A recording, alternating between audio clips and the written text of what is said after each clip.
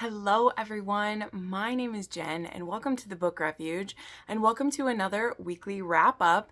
Today we have wrap up for week 50 of 2022 and this is our second to last wrap up because next Saturday I will be on vacation. It's Christmas Eve next Saturday, which is crazy. I will be back on the last Saturday of the year with a wrap up for the last 2 weeks, and then hopefully shortly followed by my wrap ups for the year, my top 10 of the year, and all of that jazz. I'm very excited. I've been working very hard. I've shared this in a few videos to have lots of content prepped for you guys so that I can take the last 10 days of the year off. I'm very excited to do that and get some mental health break and that, but I still have some fun videos planned for you. I had a really great week this week. We are in full swing for the rereads that I needed to do, as well as rereads that I did just for me because my brain wanted them. And I had a great time doing that.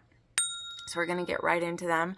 First, as always, we need to thank some new channel members and patrons who have joined the community to help support me here. I do what I do full time, and going into 2023, I can't wait to see what this channel can become with support from viewers like you, like public programming. You remember those? I don't know if you had that when you were a kid, but we had the Public North channel, it was called, or something.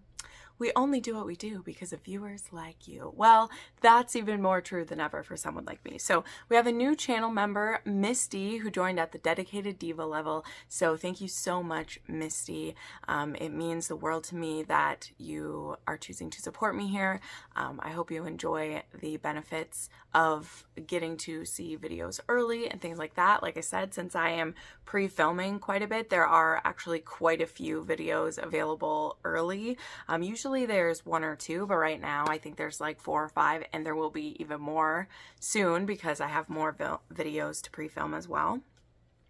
And then we have 2 new patrons to welcome. We have Sara Reads Books and we have Brittany L, and they both joined us. So thank you so much. Something that my patrons were able to join this week, which I had a blast doing, and I need to remember to do. I did some patron only reading sprints, and I actually did them as present wrapping sprints. So that's why I have a stack of gifts over here. And I did get through all of my gifts except for 1 because I ran out of paper. And then there's 3 gifts total that I still need to buy. But we did reading sprints with a nice little holiday timer. And I was wrapping presents while we were reading, which was so much fun. I had a great time, and I love doing that with my patrons. And on the channel member side, my fated friends, we have a private live chat once a month as well. The next one will be, I think it's January 8th is when I'm planning to do it. So definitely check those out. Something I want to do in the new year too is to make a new members video, because I haven't done one of those in a long time, and I look so much different in that video too. It's really funny. But anyway, enough of that. Let's get into the 10 books and 1 DNF that I have to talk about. So we will start the week off with a DNF, which is funny because we started last week off with a DNF.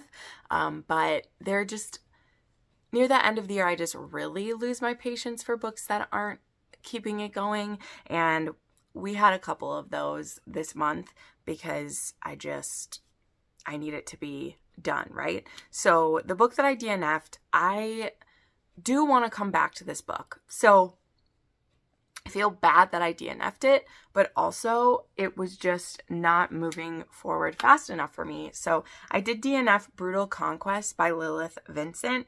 This was book 2 in her, like, I think it's supposed to be called like Brutal Hearts series. Now, the first one was kind of taboo in that it was a stepdad and daughter romance. There was breeding kink in it. There was a little bit of dubcon. Like, it was wild, but like it was fun in a way, and I really enjoyed it.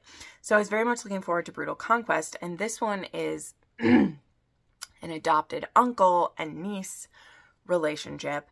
And it's actually one where the uncle was starting to have feelings for her when she was a teen, and he ended up having to like leave the family for a while, and now he's come back, and of course literally on her 18th birthday, on the day, and he's here to reclaim his part of the family, even though like he's an adopted member of the family anyway, and he is here to make this girl his queen. He wants her to be his lady. And I was actually like, I've been okay with taboo aspects before. You know, I've read plenty. I don't mind. But it just was getting a little bit uncomfortable for me, the feelings he was having when she was young. That's always a tough line. Sometimes it works for me. Sometimes it doesn't. And then also the biggest sin for this, why I couldn't keep going, is that I made it 50% into this book, which my personal DNF line is that if I get 50 pages into a book and I'm not enjoying it, I'll like tap out.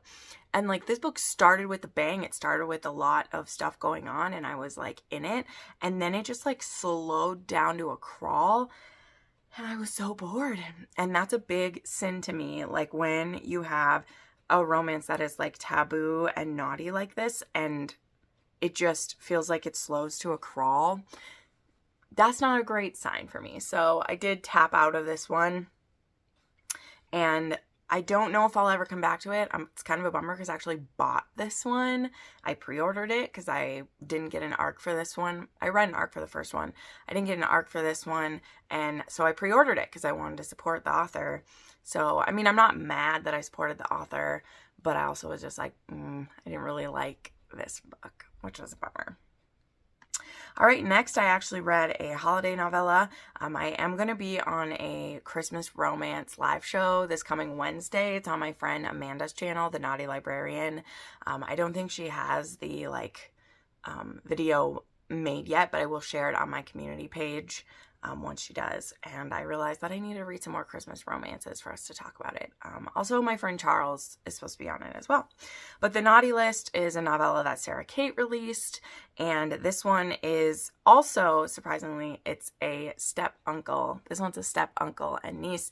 And they're meeting each other for the first time because her mother just married his brother. And so they're meeting each other at Christmas. He's like driven his RV there. And his RV is in the yard and they meet. And so this is Grant and Audrey, and they just have this instant connection and they end up having a one-night stand and then decide that they love each other the next day.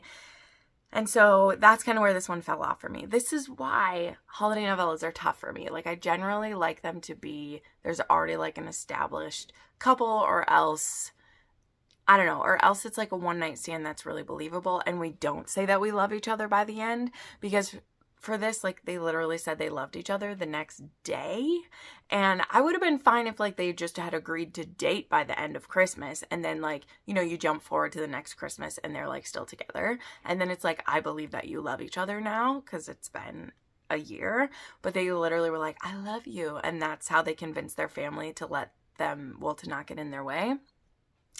So, I mean, it was fun and naughty because it's Sara Cate, but this was definitely a 3-star. It was a 3 on the spice scale, and it was so insta-lovey that it hurt a little bit. So, now I'll set down my computer because I know what these books are about. We have the reread for Kingdom of Ash. The live show for Kingdom of Ash is tomorrow night when I'm filming this. It's the day that you're watching this if you're seeing it come out. So it's December 18th. It's on my friend Rachel's channel, Rachel Reads and Sings. And we will be breaking down Kingdom of Ash. We are coming in hard against the close of Esther Amelong. We only have 3 more books to go through, and well, I've done it and I can't believe it. This year it's been an absolute joy to revisit these books. Now, this book was not an absolute joy the whole time. It was painful. C. Manon absolutely wrecked, kneeling in the snow and ashes right there. I am not okay, guys. I am not okay. I'm not okay. But it was great to revisit this and go through it, and I have a lot of notes to dive into. And yeah, Rachel and I were just joking last night, like, how are we going to keep this live show under 3 hours? I don't know. I don't know how we will. But there is so much to talk about with this book, and I hope you'll be able to join us or watch the replay of it. I do have a playlist of all of the Sarah J. Maas books that we have talked about and broke down before. Just in case you didn't know, if you're new, we started this back in, I think it was April, we started doing this, and we started with her very first book, Throne of Glass, and we've went chronologically through her books and discussed how they all connect into the greater SJM universe, and it's been amazing. So this was a 6-star book. There's no surprise about that, and this reread was amazing. I've been working on a quilt while I was listening to audiobooks, and so many of my tears are cried into my quilt that I'm making. I have so many feelings. Just all the feels I do have for that. So then I listened to Monroe. I did my reread of this. This is one of my 6-star books of the year. Actually, I read this way back in January.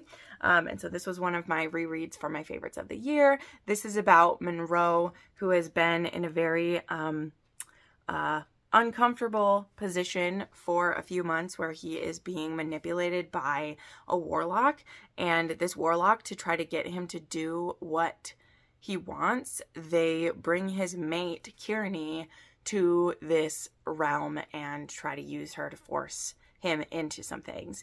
And there's like time travel involved with this because Kearney is from like a different time, a different place, and she is actually a hunter of the lore. So like they kill Lorians who are bad and everything. I mean, she's never seen good Lorians.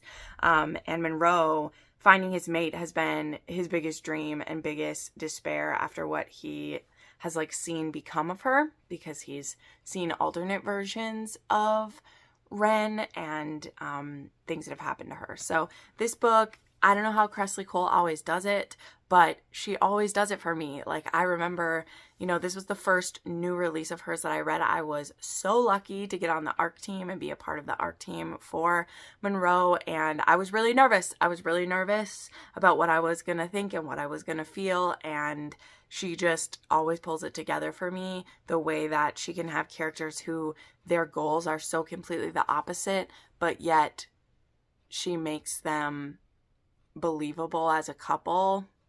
Is just stunning. Absolutely love it. Then I had my reread of Heartless by Elsie Silver, one of my favorite books of the year. Also, this one was chosen to be annotated by one of my patrons, so I did annotate this beauty and reread it, and I don't know if any of the books are going to beat this one. We're probably looking at my favorite book of the year, but we'll see. We'll have to wait till January, and when I finish all these rereads and am able to bring you that video. It's always my favorite video to make. It's always the hardest video that I make, but ever since I've started rereading my favorites to make the list, I have not regretted it, because most of the time I am just confirmed that I'm right about my 6-star ratings, and sometimes when a book does slip down the list, it's because, like, I've changed who I am, or not who I am, but, like, how I read a little bit. But this one is just stunning. It's beautiful. I've gushed about it so much. I will gush about it more, so I won't really say too much more.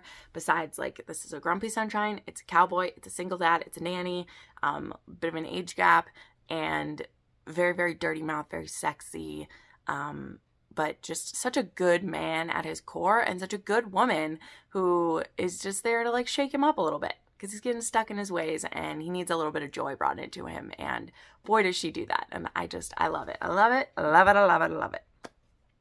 All right. Then I did squeeze in one, probably the last one that I do. We'll see. We'll see what happens when I'm on vacation, because this may be wrong, but I did slip in another fanfic video, which, by the way, I do have a final, like, wrap up of the fanfics that I read. This one won't be on there because I filmed that video already, but I did film, that is one of the videos that I pre-filmed, is like a final of the year of all the fanfics that I read. But this one was Sinning and Healing by Dance in the Ashes, and this was a Bill Weasley and Hermione Granger pairing. And this one, we do have an abusive Ron in this one, and Hermione is very interested in being a little. And so this did have DDLG.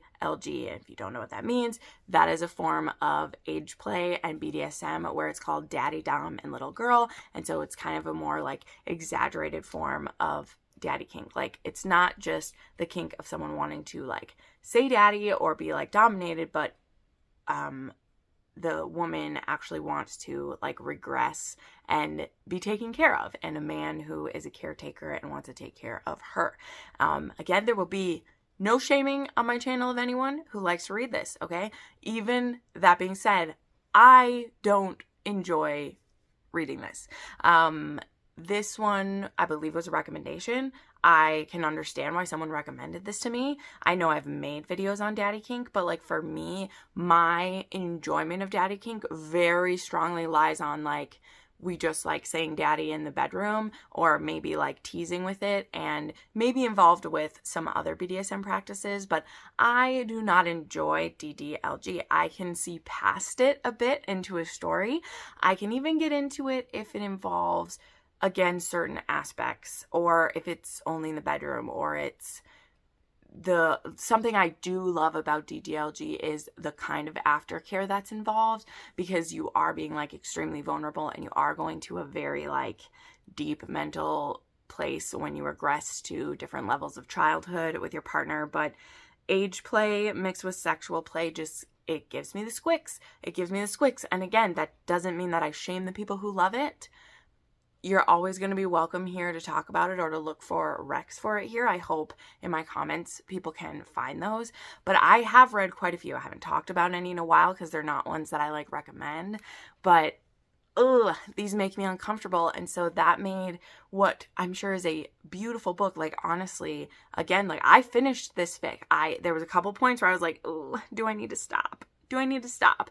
Because we're getting into the aspects that I don't love. Now, it didn't go fully, you know, baby play in this, but we went very young. There was passies and bottles involved. And that's when it gets uncomfortable for me. It gets uncomfortable for me because it strays into sexualizing children, and I don't like it. I know that's not what it is. But like my brain doesn't work that way. And that's just where like we all have our own kinks. So I don't want to harp on that part of it. I'm going to talk about the things that I really love. One, I love this was a Bill and Hermione. I love that Hermione had been, well, I don't love it for her, but I loved that she had been in kind of an abusive relationship, and Bill notices these aspects about her. Bill is actually divorced. He'd been with Flo. He'd actually had a power dynamic relationship with Flo. They'd had a good relationship, but it wasn't like working anymore. And so he has been a daddy to different women at different times. And Hermione has never had the chance to fully live it because she had done some age play situation. Well, no, not age play. She had done some BDSM scenarios with Ron, but he mostly used them as scenarios where he could be very rough with her or kind of like force her into things, and her not getting to say no. He very much abused the power dynamic. And because Hermione does like rough sex as well mixed in, she never really said anything or never really like confronted him about his abuse of that. So when a scenario comes up where Bill is back in town, like he had been doing kind of like a long-term job for the ministry, some curse-breaking work, and now he's back working with Gringotts, and actually Hermione wants to become a curse breaker, and so she has started taking like a course with the ministry to do that, and Bill really doesn't want her to be doing it, and so they kind of like butt up against each other,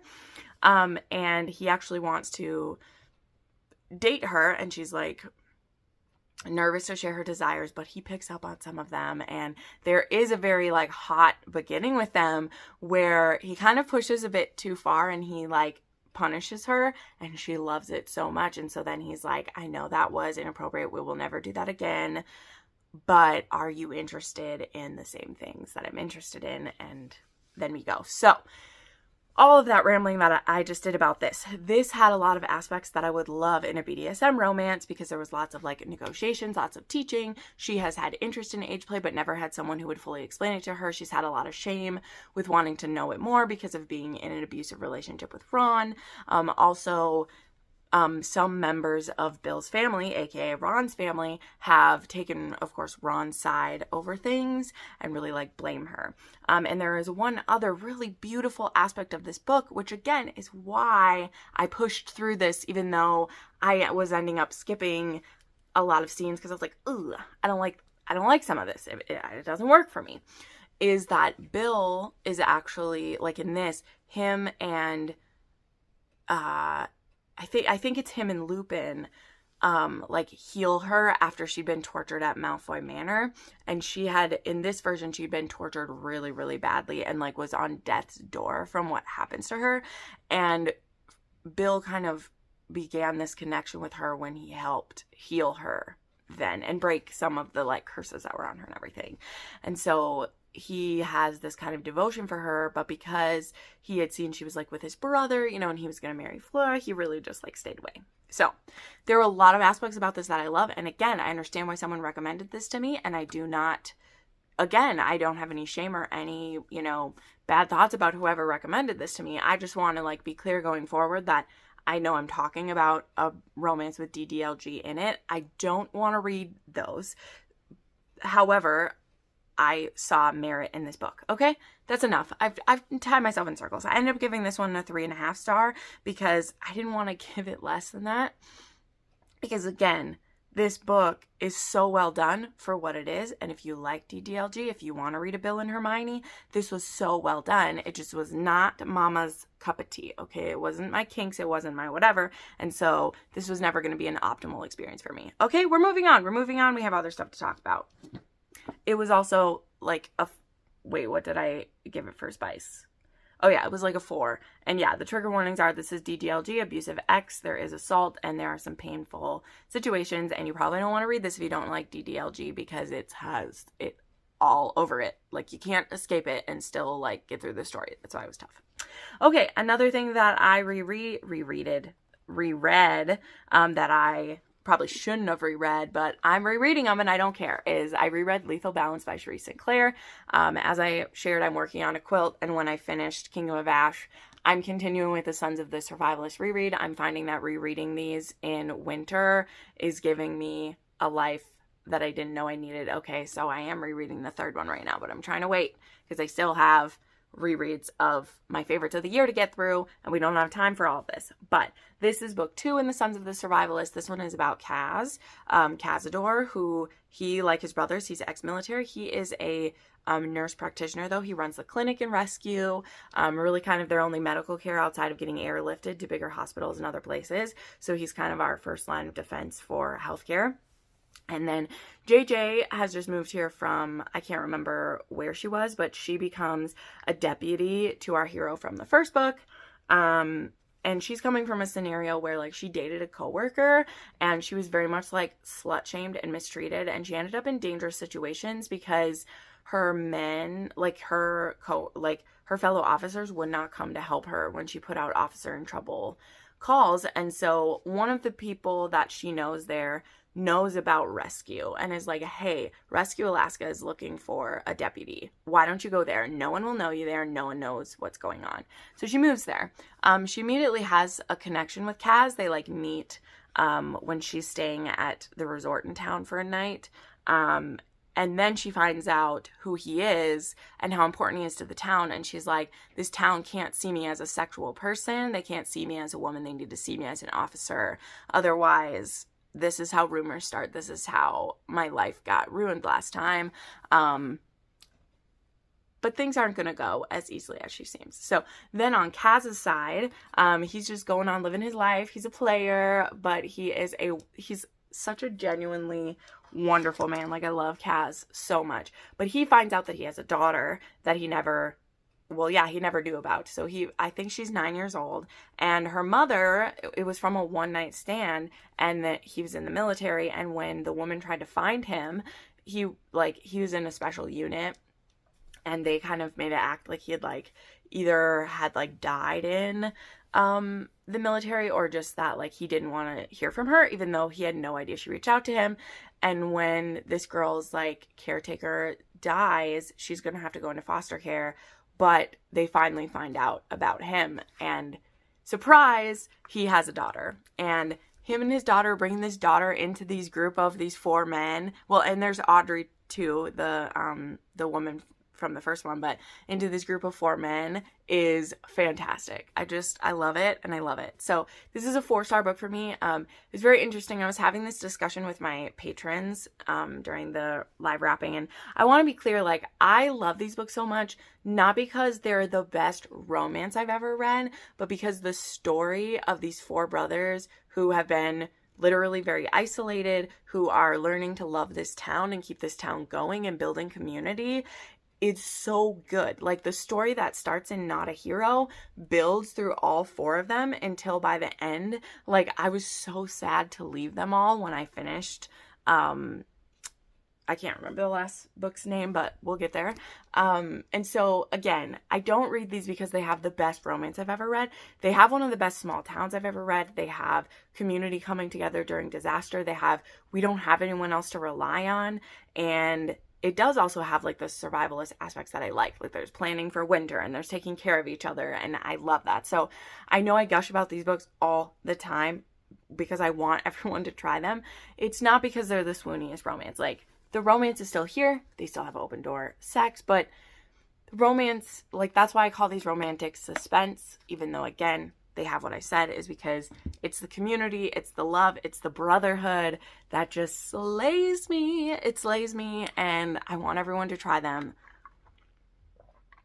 But just know it's more for, like, the adventure, more for the experience, and highly recommend the audiobooks if you do. Okay.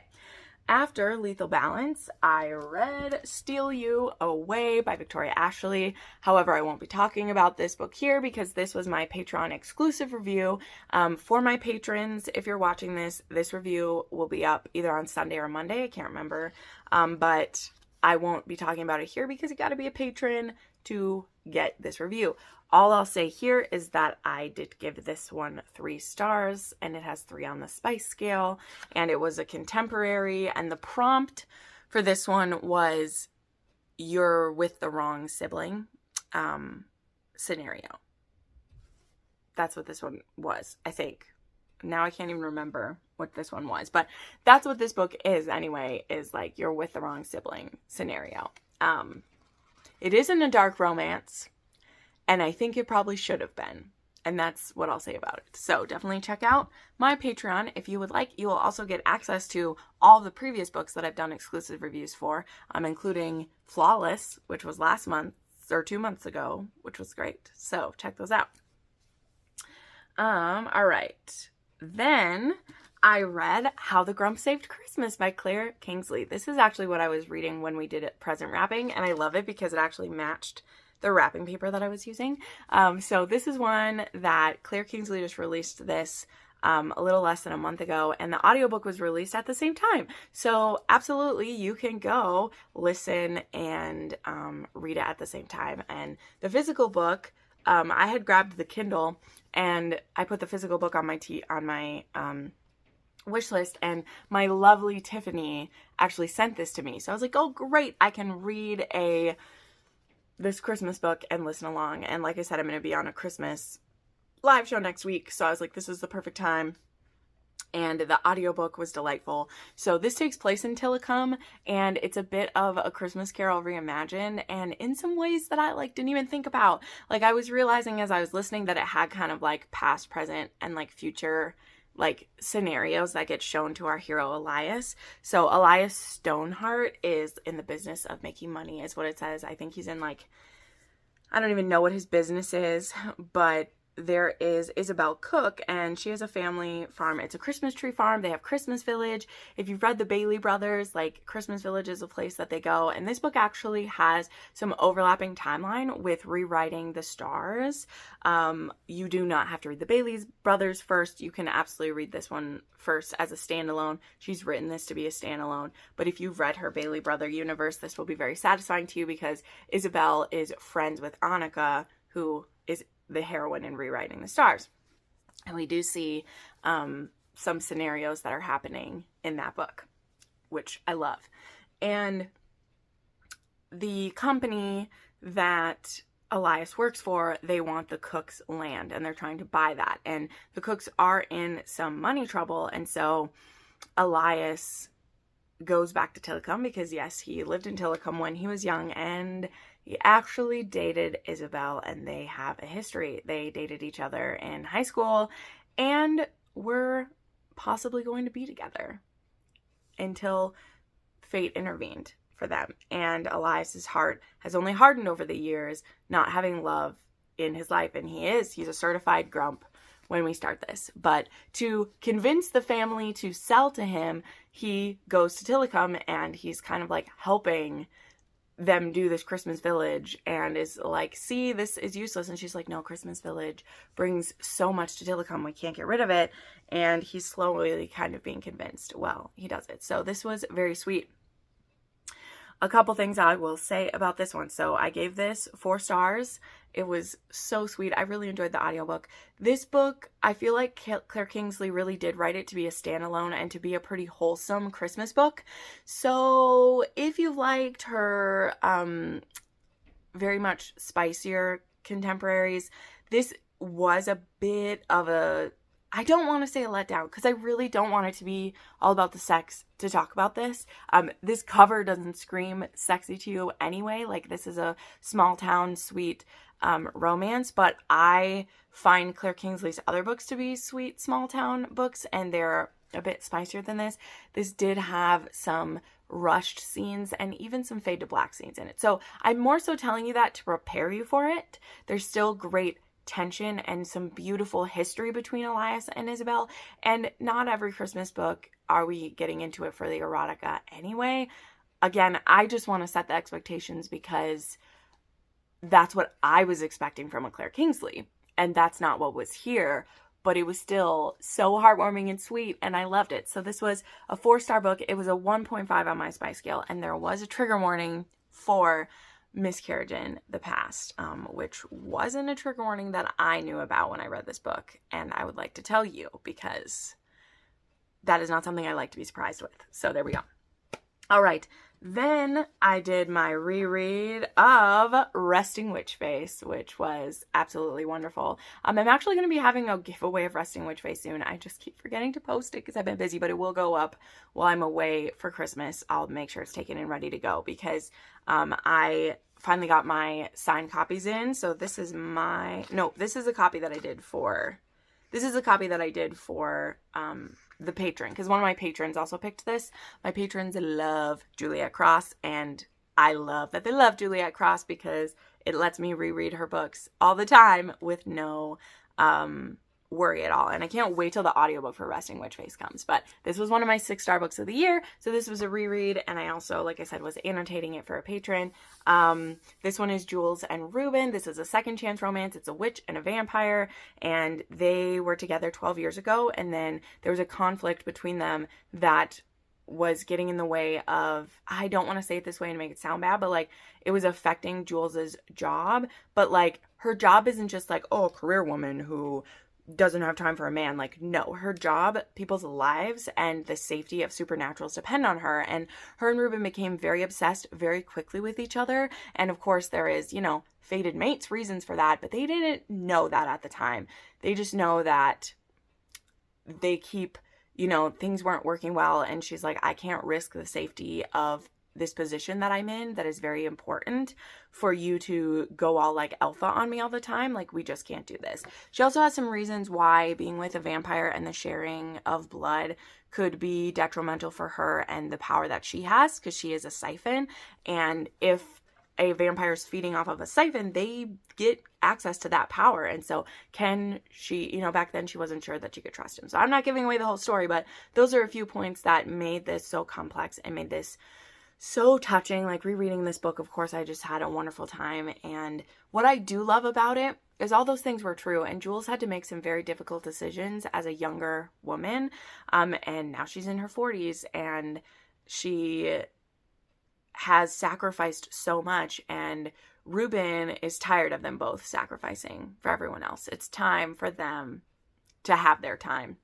And I really love how Jules responds to that and how that works out for them.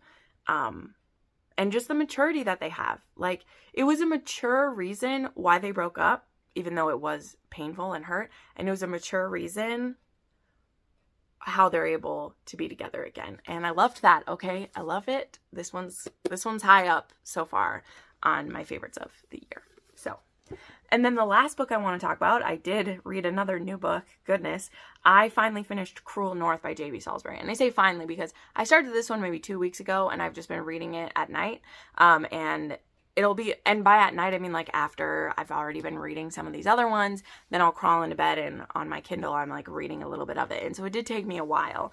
And granted, usually when a book takes me that long, it's not a super great sign, but I still had a good time with this. This is the fourth, and I'm not sure if it's the last book in the North Brothers. I think there are only 4. However, if you've read any of these books, you know August, the dad, basically fucked everything that moves, and he has a lot of like illegitimate children. And in fact, we touch on that in this one because this book had a secret baby. Now, I'll go into why the secret baby didn't bother me, but some other things did. So this book is about a secret baby, and so that was kind of like the theme of this, was like illegitimate children. I mean, I'm saying it that way, but it's just like, or children we don't know about, we'll say, right?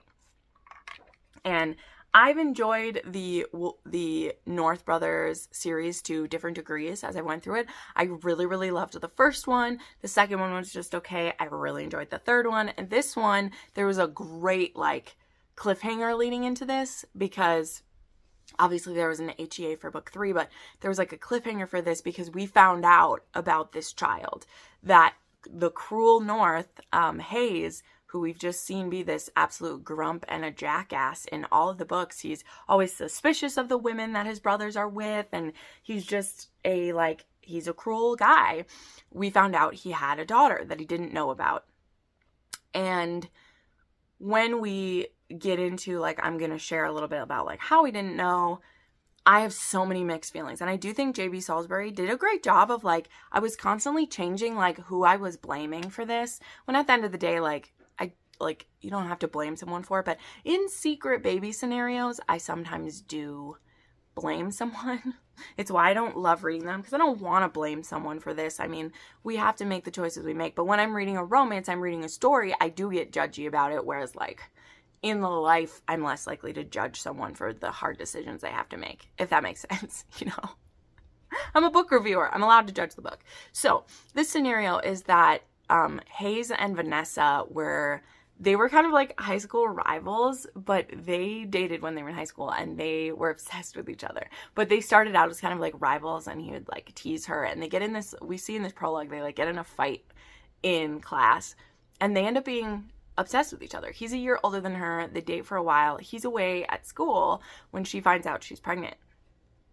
And in this scenario in the past, he knows she had big dreams, okay? Like, they both had big dreams. Like, he was going to school for his, like, was he, like, a business lawyer? I can't remember, but, like, he was very dedicated to school, and she had big plans. So she writes him a letter to tell him she's pregnant.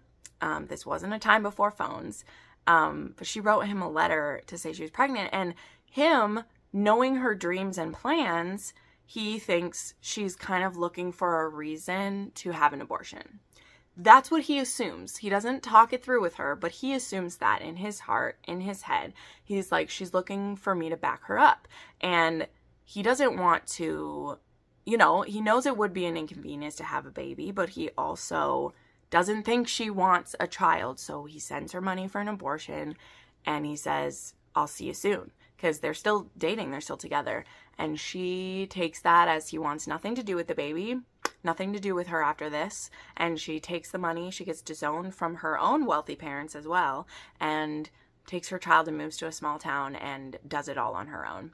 And never tells him that she kept the baby, and never reaches out to him again.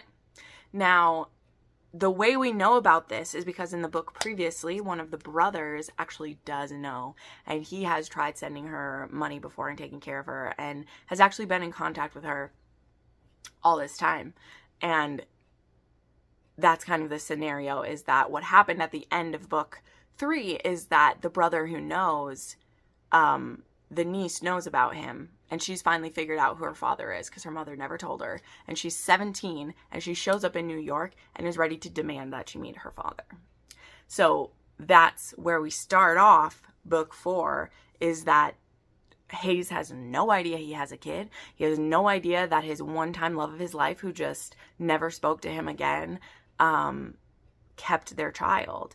And now he feels completely betrayed because in his mind, he only ever sent her that money because he thought it's what she wanted. Now they made assumptions, and this is where we get in a tangled mess. So I know I've kind of like dived a little deeper into that than I wanted, but I needed to set up the scenario because this book, it had me going back and forth because he did just send her the money and say, get rid of it get rid of it.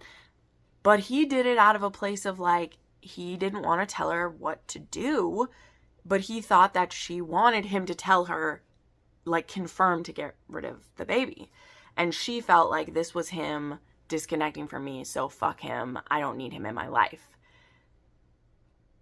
But neither of them talked to each other.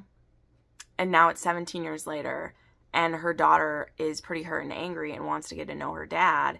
And Hayes feels betrayed that he never had a chance. And he's seen his father push his kids away all his life and just have babies with whoever and not care about them. And now he's feeling very like, why did you do this to me? But she's like, you told me to get rid of the baby. And he's like, yeah, but when you didn't tell me, and you didn't give me the option. So it's like, I see both of their sides, because it's like him saying, here's the money, get rid of it. I can see how she would take that as, you don't want anything to do with me. But from his side, he's like, but you didn't get rid of it, and then you just assumed I was a horrible person, even though we loved each other.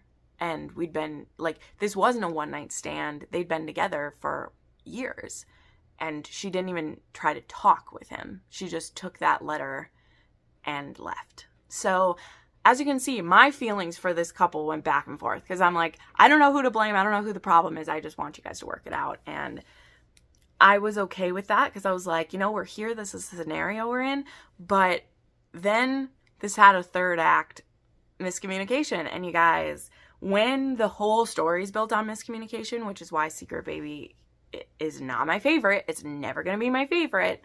When you have it built on that, and then you have another miscommunication that involves, hey, could you just fucking open your mouth instead of seeing a thing and assuming a thing and then running away?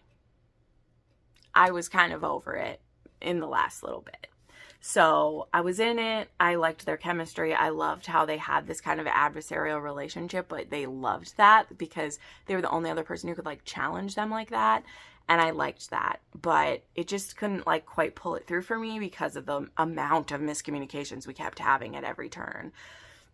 So yes, this was a 3.5 for me and a 3 on the spice scale. And you maybe don't want to read it if miscommunication and secret babies and lies like drive you crazy. So there you go. Okay. Those are all the books that I read in week 50 of 2022. If you'd like to support what I do here, please do. You can support me here just as little as subscribing to the channel, giving this video a like, commenting down below. Let me know which of these books you've read, what you think, any recommendations you might have for me. I do have a book rec form down below. I also have a video rec form if you'd like to put something in there. And like I said, there won't be a weekly wrap up next week. There will still be a video for you. And then I will be back for the last weekly wrap up of the year before we do our wrap up stuff. So thank you so much for watching this video. I greatly appreciate you being here and spending some time with me. Leave me a snowflake if you made it all the way to the end of this video. It means so much to me. Thank you and have a wonderful day.